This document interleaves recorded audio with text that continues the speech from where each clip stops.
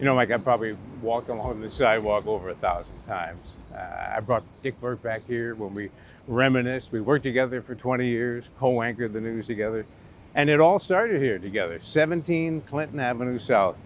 This is about where the front door was to the building of the old Central Trust building, and I walked through that door on June 6th, 1966, and never looked back. 58 years in the same city at the same station. And I've been privileged to be with you for 37 of those years. And now it's going to be great to look back at the highlights of what has gone on for the last 6 decades. And you would have loved it here. Newsroom on the 4th floor, studios on the 8th floor, and then right across the street, the Manger Hotel. Underneath that marquee, Jerry Carr started The Weather Outside. I was able to do that for a couple of years as well. So many memories as I stand right here. And we're going to look back at those memories. We talked to coworkers, we talked to friends, we talked to, of course, family, to look back at all the things that have happened in your remarkable career. Would you still support the Democratic candidates and renounce your... We're going to have to keep up with that interstate system. What's Friday's time? That brings us to the end not only of this newscast, but we have team coverage of breaking. Don Alhart, a legendary career. You know, I actually started working here 2 days after graduating from Ithaca College, just as you did. And something a lot of people might not know, back then we did it all. Reporting during the day, and for me, doing the weather at 6 and 11, a challenge I vividly recall. Some of the wind is coming right through the studio walls here as we prepare to move out. Let's take a look at our National Weather Service map to get an idea of exactly what it looks like in the sky tonight and see where our systems are there. That's the forecast for the weekend. Now back to Dick. Obviously, the long-range forecast for me did not include weather. Your professional TV news career may have started here, but your interest in broadcasting goes back much earlier than that. Pete Burrell has known Don forever. Don and I have been friends for 72 years. Their connection as 8-year-olds started with radio. Their teacher set up a station at school. Pete and Don took it a step farther, setting up their own reel-to-reel recordings at home. The game was, when we turned the tape recorder on, you couldn't turn it off. And there was no dead air. Every say, Pete, go wash your feet. The border house across the street. But real radio was next. Don's older brother, Dave, was on WSAY. Don was so excited because that was, I was 6 years older, so he would come up to the station at night with me sometimes when I was doing my Melody Corner. It was an old show where people sent in requests and stuff. Dave Alhart was Mike Melody, and we used to go and watch him. And we were fascinated by the cough switch for some reason, that he could mute his mic and then cough and go back on. But he also would hand us out all these 45 RPM records, which Don still has to this day. From that special time in their lives to today, the connection between Don and Pete continues. Even as Pete went to California to pursue a successful career in TV and movie production, the two would speak weekly to catch up. He would end the conversation with, "We'll talk to you again on the next call, coast to coast." All right, so you both started in radio at a young age, but real life would take over. I mean, Peter took on a very different career path than you. Peter, of course, went on to Hollywood, producing television and films. My journey brought me here, but it wasn't always here, being Maine and Clinton, which you look out the windows and see behind us. That was back in 1972 when Channel 13 said goodbye to Maine and Clinton and our downtown studio here. This is a somewhat nostalgic occasion for Newscope. It's a sobering experience. It marks the last time that our program will originate from this studio. And starting Monday, we'll be broadcasting from our new home on Henrietta Road. And it's been on West Henrietta Road, where Channel 13 has remained for more than 50 years. All right, when people hear the name Don Alhart, they automatically think the anchor man on the evening news. What a lot of people probably don't know is you spent a few years working on a morning show that we will have to say was ahead of its time. What fun that was. People always ask me, you enjoy doing the news? And I have. But those morning shows were, I think, the most fun I had over the years. It was before Wanda Miller and I co-anchored the 11 o'clock news. We co-hosted a show called Morning Break. Some days it was in the studio, Many days it was live from Marketplace Mall. And the mall recently let Wanda and me return there to reflect on those wonderful times in the early 1980s. Live from Marketplace Mall, Morning Break with Don Alhart and Wanda Miller. Good morning, everyone, and welcome to Morning Break. I'm Don Alhart. And I'm Wanda Miller. Thank you for joining us this morning. We're so happy you could be here with us. How many times? Woo! How many times did we say that? Oh, too many to count. And every time was new and different, you know? It was, the very first one. You remember the first show? It wasn't really a morning show. The first show here is when they opened. When they opened. Marketplace Mall. Yeah. Tony Bennett was the star attraction. I was lost, losing dice with Thomas. My bridges all. I couldn't remember that. See, Tony Bennett was here and sang, opened the mall. So they said, you know what? We're building this new mall. We're going to build in the camera cables, all of the equipment, outlets. the lighting, and everything you need. Exactly. And you can do a live show here twice a week, and it became so popular. We did it sometimes 3-4 days a week. Applause ready on one, stand by dissolve two. And start your applause and dissolve to us. You're on the air. Good morning. Welcome. And welcome to Morning Break Live. We had a good time here. I mean, Morning Break was for me working with you, because I don't know if you had a choice. Did you have a choice? Tell me now. I don't think so. Oftentimes we'd be on remote. One of us would be in the studio. Yes. And I can remember we're going to the apple cider out in Mayor's, live with you, and I went to go back. It was cold. It's getting a little cold. I'm going back inside. Okay, we'll talk to you later. Let me lock the door.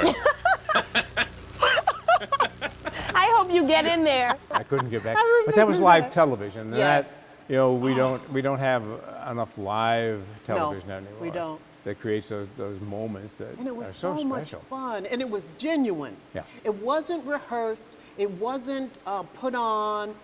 It was fun. It was natural, authentic, with all of the, misspoken words or whatever. It was just wonderful to do that.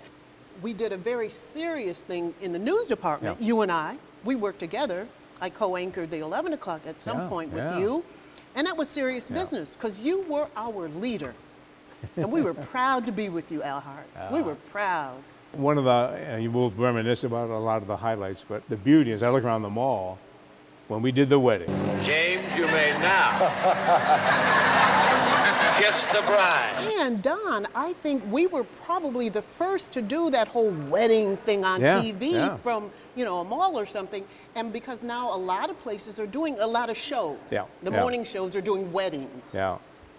But it was fun. It was here. Yeah, we started all right of here. that. Remember Channing? What was her name? Carol Channing. Carol Channing. Have you written your autobiography yet? And are you planning on it? No, I haven't done a quarter of what I want to do yet. Jesse Jackson came to town. Thanks to Jesse Jackson again for joining us on Morning Break. Short commercial. We'll be right back after this, live from Marketplace Mall. And there was a leather place. Remember the leather goods place? Yeah. So and this is amazing. in the Sunglass Hut. And then it does. You look over there, and I can hear that. Wow. I hear that theme. I can hear the crowd. What a beautiful crowd. Good morning. We can go back up there, but we want, I think one of the things that didn't take place here was the Robert Redford movie. Shuffle off to Buffalo. We've got busloads of people who are going to shuffle off to Buffalo, as the sign says on the Marketplace marquee. All of us headed for Robert Redford's movie, The Natural. The Natural. We want to see how Robert Redford looks. And we also want to see how the director can rule all these people. Is everybody ready to go to Buffalo? Did I tell you, when we were there in Buffalo, right? And so Robert Redford, and you're always so good, Don. You were just cool and calm and collected. So he's talking, right, Redford there, and did it rain? It rained. We never shot a frame of film. Yeah, it started to rain, and he says to me, "Who are you?" And I was like, "Nobody. I don't exist. I'm nobody." We had gone. It was my friend Pete Burrell, and it was one of the first movies that he produced. Yeah. So he reached out and said, "Hey, why don't you bring extras? And this is how they have to dress." Mhm. So we in our audience, said, "All right, come to the mall. We're going to fill the buses. What question would you ask Robert Redford? I heard that he wasn't married any longer. I think sit I'm down. asking. Sit down. All right, sit down. We filled, what, 6 How or many? 7 school buses with people. All right, we have arrived now. Bus number 1 is unloading. So we get there and it's pouring rain and we wait. And we wait, and we wait. And finally they said, cut, we're not going to shoot any scenes today. Robert Redford came out in the pouring rain. I'd like to thank you all for coming out and being so supportive. We like to think that we can't do this film without your help and your participation. They never got a chance to be in the movie, but they sure did have a chance Had a good time. to be on Morning Break. That's right. We had a good time. Now, eventually, more newscasts were added. You left the mornings to anchor both the 6 and 11 o'clock newscasts. Yeah, I got a chance to anchor alongside Dick Burt. We had worked together since I started at Channel 13. We anchored for about 20 of the 25 years that he spent at our station. That brings us to the end not only of this newscast, but the end of an era. 25 years of you broadcasting on Channel 13. Doesn't seem possible, doesn't it? Yeah, working with somebody for over 20 years is a long time. You and I have been on the 6 and 11 o'clock newscast for more than 35 years. But 2 of our very recent colleagues, Doug Embledge and Ginny Ryan, were at the TV station before I got there. Yeah, I think we added it up between the 3 of us at the time. We had 132 years working at Channel 13. Doug and Ginny, of course, left news for other careers, but they did find some time to sit down with me and look back over our years together at 13. One thing 3 of us share is that we knew what we wanted to do from the time we were young. You know, I've told the story so many times about coming to Channel 13. They said, you don't have the right sound, you don't have the voice, go to the news department. And once I was in the news department, that's where the synergy took place, because Dick Burt was the journalist. He was Dick Burt, Ray Laws, the foundation was there, and I was the production kid. I was the guy saying, all right, we can cover the story, but why don't we do this, or why don't we dress it up? Why don't we get a machine that can put the person's name on the screen? You know, so I mean, and this goes back a ways. You know, we were printing their name on a piece of cardboard and shooting it with a camera to put a super on a screen. But in so many ways, you were ahead of your time. Yeah. You had the skill set that suited you well for today, where journalism in. But every time we did a newscast together, that was always top of mind for you. And I think in some ways, it was very visionary, because that's where news was going, and you were already there. This has probably changed broadcasting as we know it more than anything else. And I can remember going from those film days to the videotape days, when we had that big backpack and a camera on your shoulder. Yep. And that was an innovative move for us. The next time we had that thrill was when Kodak opened the Epcot Center. Good morning, everybody, and live via satellite, we are here at the Kodak Pavilion in Orlando, Florida. And that was a satellite shot. Yeah, it was the first satellite shot that we could be live from somewhere else while we were on the air in the studio. Was a super thrill.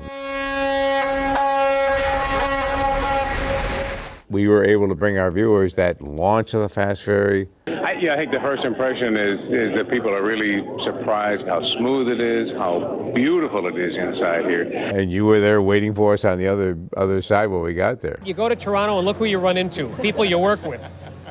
Don and Ginny have arrived. Congratulations, you've made the premiere passage. I know you talked about the biggest change was transferring to the phone and the technology, but what about the storytelling? There has always been in this newsroom a work ethic that I think is unparalleled. There's been a dedication to telling the story with facts, without bias. That is something I think that has not changed at all over the years. What do you consider to be the biggest part of your legacy here? I think, well, the objectivity certainly. I think finding times for those bright spots that we all talk about. People always say, but what are you going to miss the most? What are you going to miss the most? And, after 58 years, I don't know if you know this, I'm kind of a person of routine. Really? Yeah. I've never known that. I mean, people think I do a lot of different things every day at different timetables. And this is enlightening, don't you think? It might surprise people to know that I'm kind of regimented in my day. A few people ever recognize or know that. So that comes back to what I will miss the most, and that's the bright spots. People like to be on the television newscast. The people that you encounter, looking for those people and giving them the attention, giving them the spotlight, and stepping back. And I've always said that people will remember the first thing in a newscast, they'll remember that lead, and they'll remember the last thing, and hopefully something in between. But that last impression, that's the last note to the little symphony that we create every day. Just a reminder that we are, as human beings, looking out for each other. That's probably what I will miss the most. I just want to say thank you, because I did grow up watching you. And then a few years after you brought me in for a tour, I got to work with you. And it was an honor and a privilege. And the word legend gets tossed around, but you are. And thank you. We have a lot more still to come. A little family history. You and your wife, Mary, shared the story of how the station actually brought the two of you together. But first, reminiscing with the first and only person I ever hired. Patrice Walsh and I look back on the ever-changing role of a reporter. Welcome back. Now, over the past 58 years, you've gotten to try out a lot of roles at Channel 13. I mean, weatherman, reporter, anchor, and even briefly, the news director. Yeah, that job as boss didn't last very long, but it did bring us Patrice Walsh. The only person I ever hired in my life. One person was Patrice Walsh. I was acting news director. I was acting news director for a brief period, and we needed a newsroom secretary. We grew up watching Channel 13. You know, Dick and Don, and it's time for the news, back when you did that, right? Dick Burt, Don Alhart, co-anchormen for Channel 13's Eyewitness News. What an experience that interview was, though, with my broken shoe, remember?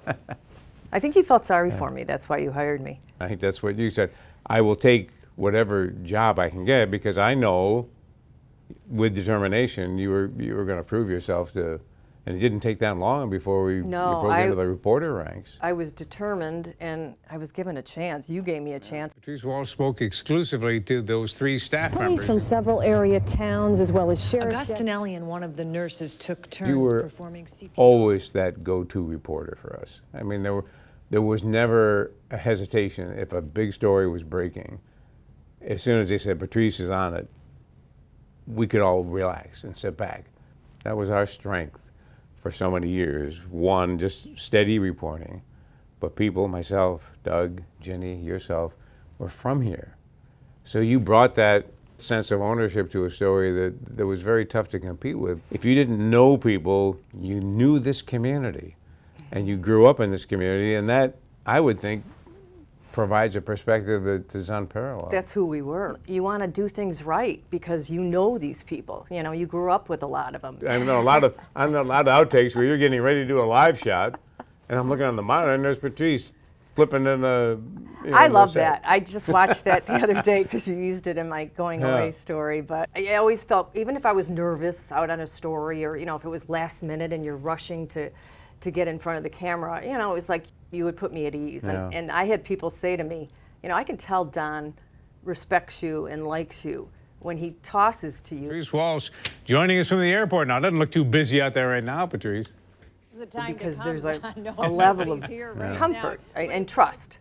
That gives us a level of support too, when you're able to know when we're going to that report that you're doing that is covered thoroughly and accurately. And I still associate that with you. With a lot of times, even if it wasn't your story, you were kind of a guiding force in the newsroom to make sure we were pursuing the story properly. And that was because of your, the example that you gave us always was, we're not going to be first unless this is right, and you have your sources in place, and we're not going to just go on the air and say something unless it's true. Ice storm, I keep thinking about it. A quiet rain mixed with freezing temperatures turned into a violent act of Mother Nature. It was a very unique moment because we were out working as hard as we could to put on a newscast that so few people could see because they did not have power. They say eventually a crew just like this one will be on your street to get you out of the dark. I think we all realized that ultimately we would be judged by the quality of those stories, and make them available to people that could see them later on. But how well documented it was Yeah. because of all that reporting and all those people that we met through that. I still run into people. Oh, you came to my house when we were sharing power across the street. That was, I think Wanda did that story. Just that reference to Wanda. Wanda had that story, we had that. There was always, in our newsroom, a pretty good sense of working with each other. And I think the viewer can sense that when if they look at a newscast. They can sense the relationships between the people that are reporting it for them. We're in the control room now, but if we were to walk through the newsroom and sit down with one of our young reporters, and they said to you, what advice can you give me as a young reporter? I would say the same thing that you used to tell me. You know, don't ever lose sight of, you know, what somebody's going through that you're interviewing. Be compassionate.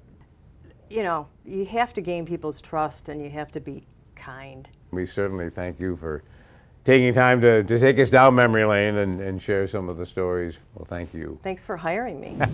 Don, over the years, the newscast was called Eyewitness News, and that fits because you have been an eyewitness to many big local news stories. And you know, that's probably the question I am most often asked. What is your most memorable story? Too many to remember, but I do remember a few. I remember the fires. I lived nearby and heard the sirens that led me to the flames that swept through the Allendale School in 1966. I was the first on the scene, my first exclusive. 1971, I stood as a young reporter with a film camera outside Attica Prison. Little did I know then what began as a small riot over a list of inmate demands would escalate to a bloody takeover in just 4 short days. In 1972, I would don my Army fatigues to cover the flooding and devastation from Hurricane Agnes. The pavement here around the yacht club has been torn up by giant waves which have been crashing over the break wall. I would take my own film camera to the collapse of the Barge Canal at Bushnell's Basin and see where homes had been swept from their foundations from the force of the water. November 1978 took me to the Holiday Inn in Greece, just the morning after my youngest child was born. It was one of the first times we used our new video cameras. 1982, the community, shocked by the Brighton axe murder. Kathleen Krausneck killed in her home. It would be 40 years later that her husband James would be convicted of her death and then die in prison. Headlines in the late 1980s were dominated by the hunt for a serial killer. Arthur Shawcross would later be captured and convicted for the killings of 11 women. The story of Kayleigh Polton's disappearance in 1994 impacted our lives like none other. Mark Christie would be later sent to prison for the little girl's abduction and murder. Remember Y2K, the nerve-wracking New Year's Eve of 1999? Our fears would be unfounded. I was ready for the worst. And then midnight struck, and what happened? I was kind of disappointed. Just a year and a half later, life would be forever changed after the September 11th terror attacks. Nearly 3,000 lives were lost in the largest terror attack on U.S. soil. It was the spring break of 2009 that Chi-Li teen Brittany Drexel would disappear while on spring break in Myrtle Beach. It would be 13 years before Raymond Moody would be sentenced to life in prison for her rape and murder. In 2020, our lives upended again with the arrival of COVID-19. The virus would claim the lives of more than 1,100 people in our community. The global pandemic would reshape our daily lives with unforeseen changes in our homes, where we work, and in our schools. Obviously, anybody who was lucky enough to work at Channel 13 knows it's not just the reporters and the anchors who have made the TV station what it has been over all these years. And I have been truly blessed with those who have helped me tell my stories. It's one thing to write the words, quite another to bring them to life. And we're talking about the producers, the editors, and of course the ones holding the camera and shooting that video. Longtime photographer Mark Schumann has spent the past 40 years at Channel 13, covering everything from a jailhouse interview to the Academy Awards in Hollywood. In October of 1995, he and I would travel to New York City to cover Pope John Paul II's visit to the United States. Don was an integral, if not the biggest integral part of our newscast every day. Just his concern for even the minor details, making sure we had everything right. And another neat thing that Don would always do is if there was a story that we had that touched his heart or he thought was really good, he would include at the tag coming out of that story who the photographer was or who the editor was. He would always give credit to them, and I just always appreciated that with Don. Now, it is one thing to report the news, but it is quite another to really tell stories. My storytelling has been enhanced by countless talented and creative people. Jonathan Murray was one of them, and before he went on to reality TV, he was a pioneer with shows like The Real World on MTV, Project Runway he did for years. But before all of that, he spent time at Channel 13 as an executive producer. He was one of those people that brought out the best in me. He knew how to do that. During our time together, we teamed up on some passionate projects like retracing Arch Merrill's steps along the Genesee River. We called it a river ramble. The River Ramble was really a passion project of Don's. He grew up in the Rochester area. He knew the impact of the Genesee River. And I think Don and I thought that Don would be Rochester's Charles Kuralt, and we would go along on a ramble from the where the river started in Gold, Pennsylvania, to Rochester and tell the story of the river and the people along it. John also launched a weekly Friday's Child segment. He would go out with us every week, finding permanent homes for hundreds of local children in foster care. It was so clear from the beginning that Don just has such a loving and caring personality that he would meet these little children and showcase them in a way that I think over the years got hundreds of them loving homes. For both of us, it was really exciting to try to tell stories that not only informed, but also moved people sometimes to action, like with Friday's Child. Still ahead, how your kids all incorporate storytelling in their daily lives.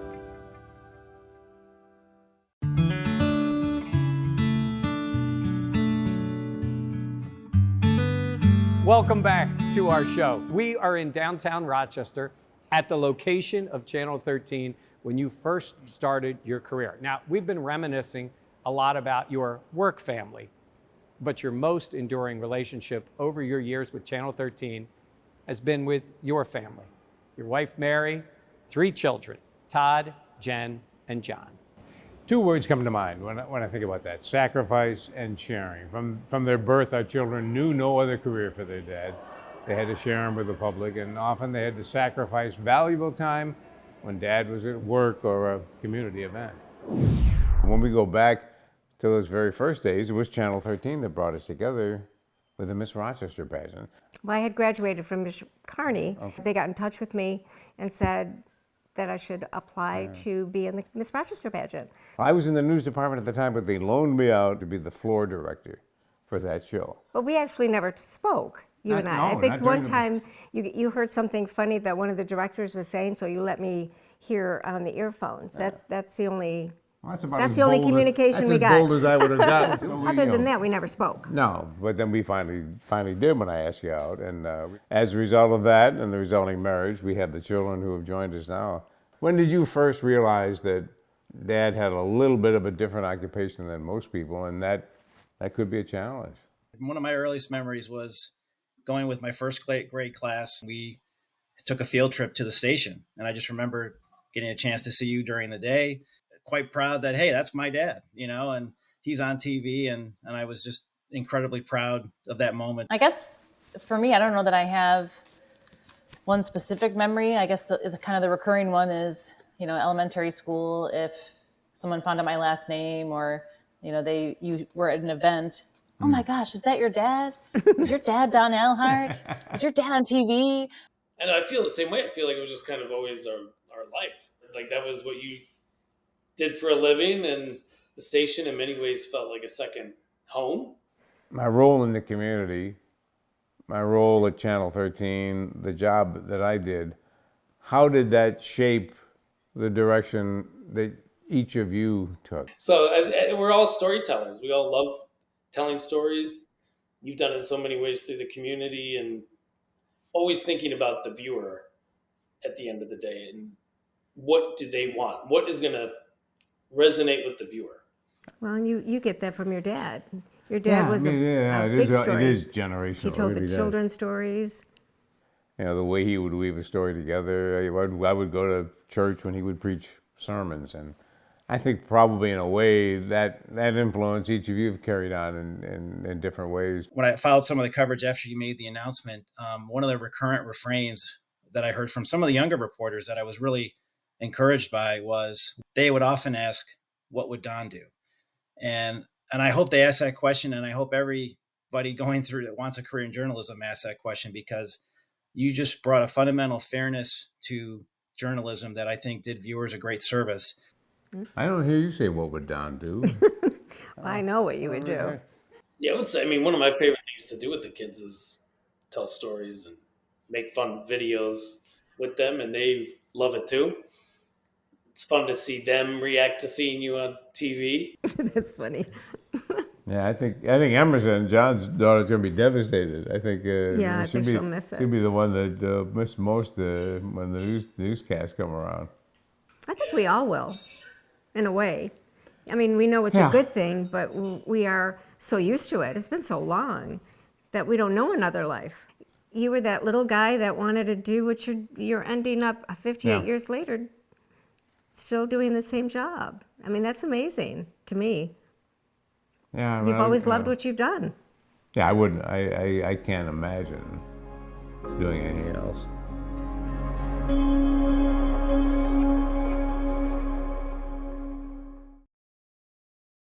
Don, what stands out to me in the relationships you've had with many people at Channel 13 is that they're all unique between you and that person.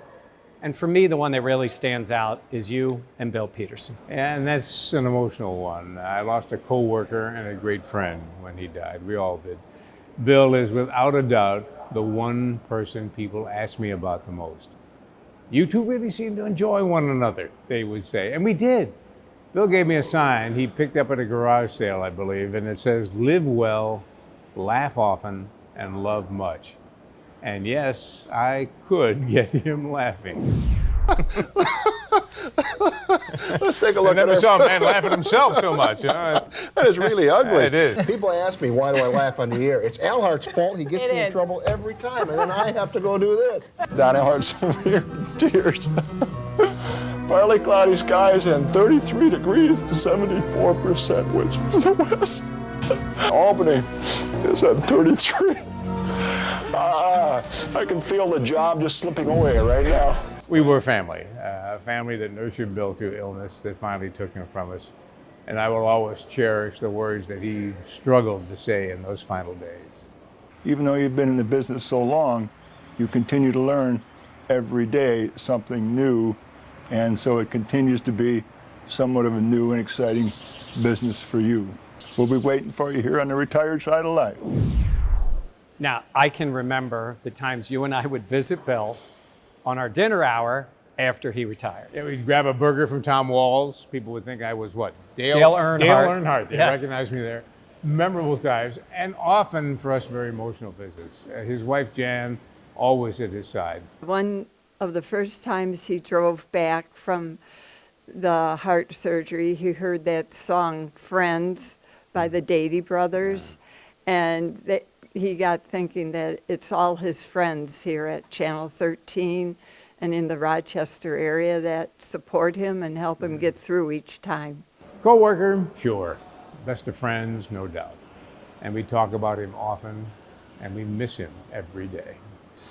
And we've mentioned Dick Burt before. 20 years, side by side. Well, finally. Sorry about that. Well, I thought we were going to... Go ahead. After 25 years, you'd think we'd be a little smoother, wouldn't we? I carry a small part of each of them in my heart every day in the studio.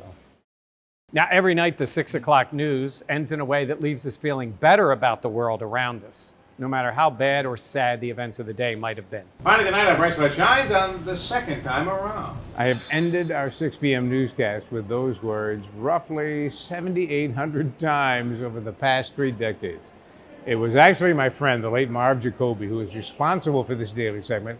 News can be depressing, he would say to me. You ought to have a little bright spot every day. I said, you're right, Marv. And that's what we'll call it. And you know, I was doing bright spots long before we even called them that. One of my favorites was Glenna Oberdorf, who was trying to set a record in a rocking chair to raise money for charity. People say I'm off my rocker, but I'm on my rocker, really. You don't catch me off my rocker very often. The name Don Alhart is synonymous with Rochester, not just for Don's legendary TV career, but his commitment to the community. Over the years, Don has made it a point to give back to the town he calls home. When you hear the name Don Alhart, what do you think? I just think of one of the most genuine people I've ever met. I think Don embodies what Rotary stands for, which is service above self. Don's passion for the Rochester Rotary Club began at a young age, learning from his father about serving one's community. And I think that that was something that he really cherished, was that relationship with his father and being a part of Rotary with him. And then moving forward, being able to take leadership roles on in the organization. Whether it's serving as Rotary president or district governor, Don has always been a friendly face at all their events, especially Sunshine Camp. Years ago, one of our presidents challenged all of the Rotarians to come and spend an overnight at Sunshine Camp to share the magic. Don embraced that. He came, he spent the night, and he had a camper named Flip. Flip would be one of the many relationships that Don built over the years. And it wasn't about Don being the newscaster person, it was Don being a Rotarian who wanted to come here and do that and be able to give back and build those relationships. And he's been a weekly staple, delivering the news at the Rotary's regular luncheon. He can leave the broadcast desk, but he'll still be at our podium every Tuesday giving the news. So we look forward to that, and we always look forward to the joke what he sums it up with. Rotary was just the start of his incredible community service, from hosting local telethons with his family for causes such as United, Cerebral Palsy, and Easter Seals, to emceeing thousands of events for organizations like Jordan Health and the Arc of Monroe. Don has volunteered for them all. The ARC's executive director, Tracy Crosby, says Don and the ARC are one and the same. He's been supporting the Arc of Monroe for a really long time. We feel almost synonymous with Don Alhart, and the gratitude that we feel for that is just incredible. One of Don's most memorable contributions, joining his love of community service with his talented writing skills by authoring Sibley's Christmas Adventure and donating the proceeds. This book alone, the sales of Sibley and Sibley Plush alone have raised over $50,000 for the ARC Foundation of Monroe. So that's a really significant, meaningful gift to give us. Don has served as MC and trophy presenter for the ARC's bowling banquet for more than 50 years. We appreciate all his hard work he did for us. We just don't know how to give back, because we just want to thank him for his time and his support that he has given us over the years. And he's just a wonderful person.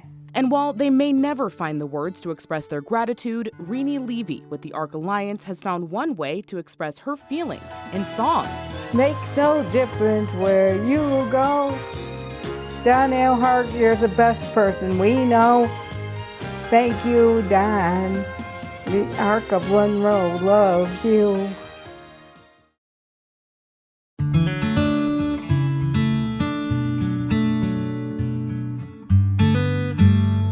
Don, I've been here with you only 8 years. I've enjoyed every single day of it with you. I always admired you when I was in other places, but man, coming here, see you work every day. I'm going to miss your charity. I'm going to miss your engagement in the newsroom, your calming influence. One thing is certain, we have had a lot of fun over the years. Yeah, we have. Now, to many of you at home, you have seen Don as the trusted, caring anchorman. And he is that. But in the newsroom, you can hear his laugh. The man likes to have fun. And sometimes, maybe unintentionally, that made its way onto the air. And it was a breezy day today. 17 youngsters were blown right off the horses. crazy day out there. God, those horses farted something terrible, Bill. Did you smell the farts? That's what that wind was about. Ho, ho, ho! Put that bell there. And that's the sports Don. I don't know about that. I don't know. I feel like I want to tell you more, but I'm just not sure. I was waiting for more. We'll unwrap that story tonight at 6 and see if there's really as much weight to these as you think. That and more, and you say next. That and more. And you say next. You see our little sports frog over there? There he is. There he is. Just came in for a little visit. Your little frog. Is that Mike?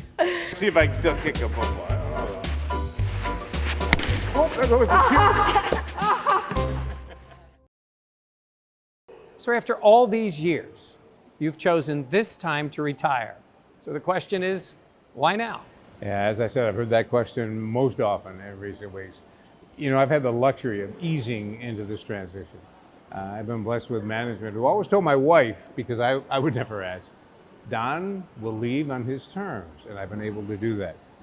Cutting back to doing the 6, asking to fulfill 2 goals, do a newscast when I'm 80 years old, that's been accomplished, and leave on the day I started. And simply, it's just time to do that.